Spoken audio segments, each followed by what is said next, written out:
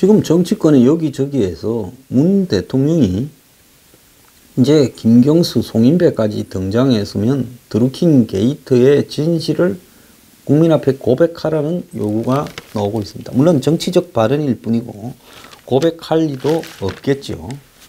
자, 그런데 지금 이 청와대가 김경수의 공소시효를 갖다가 지나도록 도와주려고 드루킹 특검법이 국회를 통과했는데도 특검법이 통과했다고 무조건 특검이 되는 게 아니죠.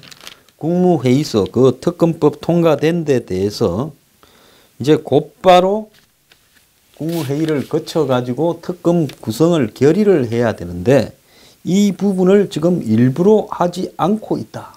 지금 이렇게 야권이 의심을 하고 있는 겁니다. 자, 특검법이 통과됐으면 그날 저녁인 21일 날 국무회의에서 국회에서 통과된 추경안에 대해서 3조 8천억에 대해서는 국무회의에서 처리를 했어요. 그러면 드루킹 안도 그날 저녁에 같이 처리를 하면 될 건데 처리를 하지 않고 드루킹을 국무회의에서 공포를 해야 되는데 특검법에 따라서 이제 국무회의에서 공포를 하면 관보에 실리고 이러지 않습니까? 그걸 29일 날 공포를 하겠다고 했습니다. 그러면 21일 날 국무회의를 해서 같이 통과된 추경안은 공포를 해놓고 왜 드루킹 거는 8일이나 또 연장을 시켰냐. 그래서 이 드루킹이 실제로 지금 자신의 그 윤 변호사나 또 도 변호사 등을 선거 캠프에 법률 지원단에 넣고 더 나아가서 이 오사카 총영사 등으로 이렇게 한 부분에 대해서 공소시효하고 관련되는 부분을 생각하고 있는 거 아니냐는 거예요. 그래서 그 공소시효를 의식해서 자꾸 뒤로 미루고 있는 거 아니냐. 그럼 얘기해서 공소시효가 언제까지라는 거냐.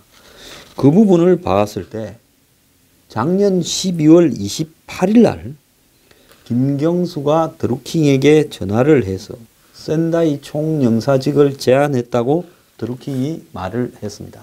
그러면 작년 12월 28일이면 그럼 무슨 문제가 있느냐. 자, 법으로는요 어떻게 되어 있는가 하면요 이 센다이 총영사를 제안한 것이 대선을 도와주고 또 대선 후보 경선을 도와준 대가다라고 하면 이것이 선거법 위반이 될 수 있는데요. 자, 선거법은 위반은 흔히 선거 끝나면 6개월 뒤에는 끝난다. 그래서 대선이 5월 달에 끝났으니까 이제 대선이 지금 11월 달이면 공소시효가 끝난 거 아니냐, 작년. 근데 작년 12월 28일 날 벌어진 일에 대해서 뭔 선거법 위반 공소시효냐인데 그게 그러지가 않습니다. 선거 때 일로 선거 때 범죄가 저질러질 수도 있지만은 선거 때 일로 그것이 선거가 끝난 뒤에 실행이 될 때는 선거 때 도와준 걸 갖고 그 뒤에 뭘 해주겠다. 이렇게 된 부분은 공소시효가 선거일로부터 6개월이 아니라 범죄가 일어난 뒤로부터 6개월이라는 겁니다. 그러면 이게 무슨 말이냐 하면 자, 한번 보세요. 선거 때 내가 A가 B를 도와줬어요. 자, 그런데 이제 그러면 나중에 니는 되면 내 뭐 해주라 이렇게 말을 했어요. 그래, 그렇게 해줄게 했어요. 그러면 선거 끝나고 이제 6개월이 지났으니까 그동안 아무 말이 없었으면 공소시효가 11월 10일 날 끝난 겁니다. 그런데 그게 아니라 12월 28일 날 그때 선거 때 내가 이야기했던 부분을 이제 이걸로 해줄게 라고 말을 했으면 그때부터 6개월간이라는 거예요. 그러면 작년 12월 28일부터 6개월간이면 언제입니까? 5월 28일이 되는 거죠. 근데 국무회의가 언제 처리를 해요? 5월 29일 날 국무회의를 열어서 특검법안을 발의하겠다는 겁니다. 이제 공포하겠다는 공포. 그러면 김경수 시효가 끝난 다음 날 발표하겠다는 거예요. 그래서 김경수는 센다이 총영사나 오사카 총영사를 가지고 실질적으로 처벌을 받을 수가 없다는 겁니다. 왜? 21일 날 특검법을 공포를 했으면 김경수는 공소시효 안에 들어 있어서 이제 공표 이후부터 이 공소시효는 중단되면서 처벌을 받게 되지요. 그런데 김경수의 공소시효가 끝난 날 다음 날 처리를 하겠다는 겁니다. 자, 결국 그 이유는 특검법을 법제처에서 자구 오류 심사, 즉 글자가 틀렸는지 이런 거를 한번 받아보겠다는 거예요. 그렇다면 추경안은 합산이 틀렸는지를 왜 안 보고 그날 그대로 처리를 합니까? 숫자가 3조 8,100억이면 동계산이 틀렸는지도 한번 봐야지요. 결국은 공소시효를 넘겨 관련자들을 처벌을 피하게 해 주려고 한 것이다. 그런데 민주당은 역대 특검법도 13, 4일 이후에 국무회의를 통과됐으니 그런 소리 하지 마라고 하고 청와대와 입을 맞추어서 이야기를 하는 겁니다. 자, 지금 특검이 시작돼도 이제 김경수를 선거법 위반으로 기소하는 것은 어렵게 됐다라는 이야기가 있고, 아예 경찰은 김경수를 피의자 신분으로 전환도 하지 않았고, 자, 경찰이 김경수 부분에 대한 사건은 검찰에 송치하지 않아서 검찰이 기소할 수도 없습니다. 이미 기소를 했다 하면 기소 시점부터 공소시효가 중단이 되어서 경찰이 김경수 부분을 이 시효 안에 기소를 해가 넘겼다면 특검이 29일 날 공표가 돼도 공소시효가 유지가 되는데 그렇게 안 된다는 겁니다. 그러니까 김경수를 안 보내려고 검찰, 경찰이 청와대 지시를 받아서 이렇게 노력을 하고 있다. 이 정권 좋아하는 분들요. 정권이 정의로우려면 모든 부분에 원칙이 적용돼야 되는데 김경수를 빼주려고 노력을 하는 이 정권의 편법이요. 이게 민주주의입니까? 정권 좋아하는 분들 말 한번 해보세요. 자, 그런데 지금 드루킹이 2년간에 드루킹과 드루킹 측근들이 국회를 15번 이상을 찾아갔다. 본인만 5번 이상을 김경수를 찾아갔다는 겁니다. 그래서 앞으로 얼마나 더 김경수와 드루킹 간의 이야기가 나올지 모르는데요. 그러면 드루킹은 지금 무슨 생각을 하고 있느냐. 특검 때 이제 반격을 해서 공격을 하겠다. 이 생각을 하고 있을 건데, 그럼 김경수가 드루킹과 관련된 부분에 한 칼이 있냐? 이제 법도 다 지나가서 공소시효도 김경수는 처벌도 못 받는데 아니지요. 처벌 여부하고 관계없이 김경수가 한마디로 특정 대선 후보에 대한 공격 부분들을 드루킹 측에 지시를 했고 서로 그런 부분을 공모를 했다면 명예훼손이 남아있고 업무방해도 남아있습니다. 그렇기 때문에 지금 김경수가 드루킹과 관련해서 오사카 총영사 이 부분은 지금 빠져나갈지 몰라도 남은 부분에서 걸릴 소지는 저는 많이 있다고 보고 있습니다. 그래서 드루킹이 김경수와 만났던 사실 전체를 일지 형식으로 기록한 문서를 가지고 있다는 겁니다. 드루킹이 가지고 있는 USB에 이런 내용이 다 담겨 있는데 검찰하고 경찰은 이걸 확보하려고 혈안이 되었는데 확보를 하지 못했다고 합니다. 경공모의 한 핵심 관계자는 동아일보와 만나서 김경수와 드루킹이 15번을 만나 뭘 했는지 기록으로 남기기 위해 드루킹의 측근이 문서를 작성해놨다. 이렇게 말을 했습니다. 김경수는 지난 5월 4일 경찰 조사에서 드루킹을 7, 8차례 만났다고 진술을 했지만은 드루킹은 김경수를 2016년 7월부터 15차례 만났다라고 진술을 했습니다. 그래서 경찰이 국회 방문 기록을 조사하니까 드루킹이 2015년 3월부터 올 3월까지 3년간 김경수 의원실에 간다고 국회 출입증을 받은 것이 5번이고 다른 경공모 회원들이 이렇게 핵심들이 이름이 등장한 것도 15차례 이상이라는 겁니다. 그래서 경공모 측은 댓글 조작 프로그램 킹크랩을 활용해서 구체적으로 어떤 댓글 활동을 했는지 상세하게 문건을 만들어 놨다는 겁니다. 그래서 드루킹의 첫 건은 경공모 활동을 김경수에게 보고하기 위한 목적으로 문건이 작성됐다. 이렇게 이야기를 했다고 합니다. 그런데 이 문건이 실제 김경수에게 어떻게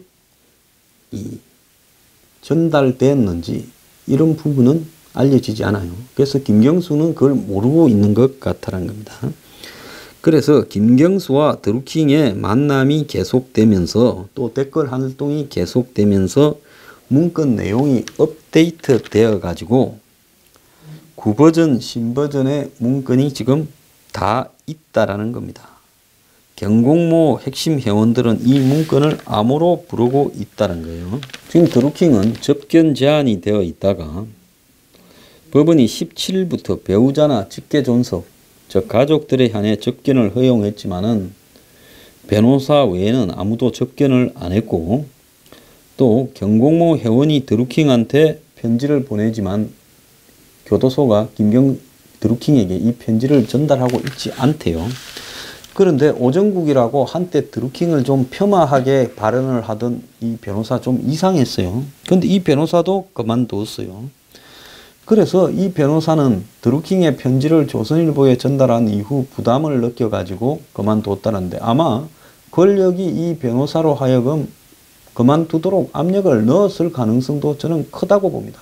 그러니까 변호사 장사 못 해먹겠다. 앞으로 검사 상대로 판사 상대로 장사해먹는 거 안 되겠다. 이렇게 생각을 하면서 부담을 느껴서 그만뒀다는 겁니다. 자, 그래서 그 앞에 경공모 스텝이든 민주당의 법률지원단장으로 드루킹이 추천해서 들어갔던 윤팽이도 그만두고 또 그 사이에 또 변호사 장신근이라는 변호사도 그만두었습니다. 개인 이혼 소송이나 거기와 관련되는 유사 강간 부분만 해주겠다. 정치적인 건 안 해주겠다라고 이야기를 하고 서유기 박모씨 변호사도 최근에 사임을 했다는 거예요. 심지어 촛보 김씨라는 사람의 변호사도 지금 사임을 고려 중인 거라고 하는 겁니다.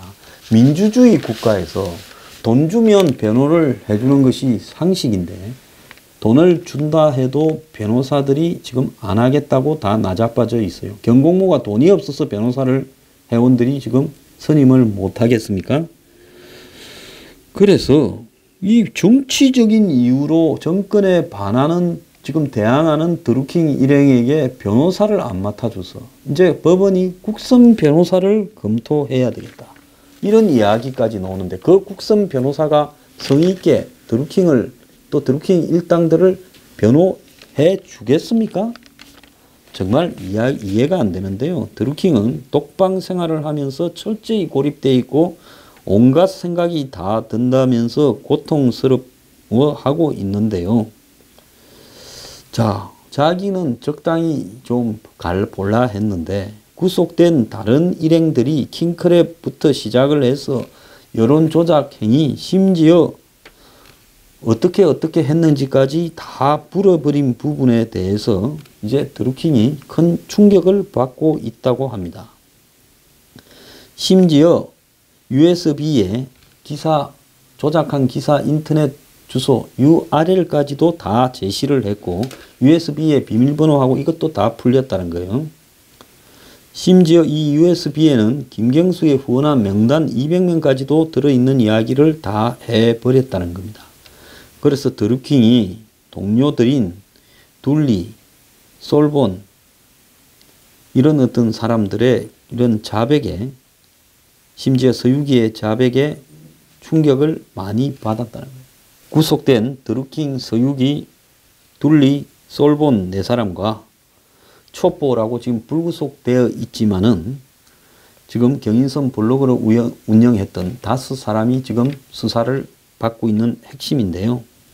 이 사람들이 지금 각자가 자기 살기 위해서 불개되면서 드루킹이 지금 그야말로 다른 범죄 9만여 건의 기사 댓글 조작 혐의도 추가되어 버린 부분입니다. 이 사람도 야갔기 때문에 자기가 최소한의 작은 혐의를 받으려고 노력했겠지만 상황은 점점 드루킹에게 모든 것이 다 주어지고 이제 드루킹은 9만여 건의 댓글 조작을 지휘하고 킹크랩을 만들고 이런 모든 책임을 다 지게 되었어요. 그럼 이 사람이 살려면 어떻게 해야 되겠습니까? 김경수나 윗선에서 이걸 시키고 자신은 그런 부분에 따라서 했다라고 하면서 가야 자기가 사는 길이 생기는 겁니다. 그래서 드루킹이 동료들의 배신에 지금 고민을 하면서 특검법이 통과되었다 하니까 특검이 별로 의미는 없을 거라 했지만은 기대를 하면서 그래도 특검에서는 자기한테 이 불이익을 주려고 하지는 않지 않겠느냐. 그러면서 이 김경수나 이런 사람들을 공격할 자료들을 이렇게 제시를 함으로써 주범이 김경수고 자기는 종범이다라고 하겠다는 겁니다. 드루킹은 살아있는 권력이 무섭다. 우리는 김경수에게 철저하게 이용당했다라고 이야기를 하고 있고요. 지금 드루킹이 무슨 50분 녹화를 하면서 수사 축소를 주장했다는 데 대해서 드루킹은 무슨 소리냐. 1시간 30분 동안 했는데 빼지 말고 다 공개해라. 끝부분을 잘 봐라. 이런 이야기까지도 했습니다. 검찰 자꾸 무슨 드루킹 동의가 있으면 하겠다 하지 말고 드루킹은 동의를 했으니까요. 이제 까세요. 검찰은 왜 자꾸 헛소리를 해요? 지금 이 청와대는 희한한 소리를 하고 있습니다.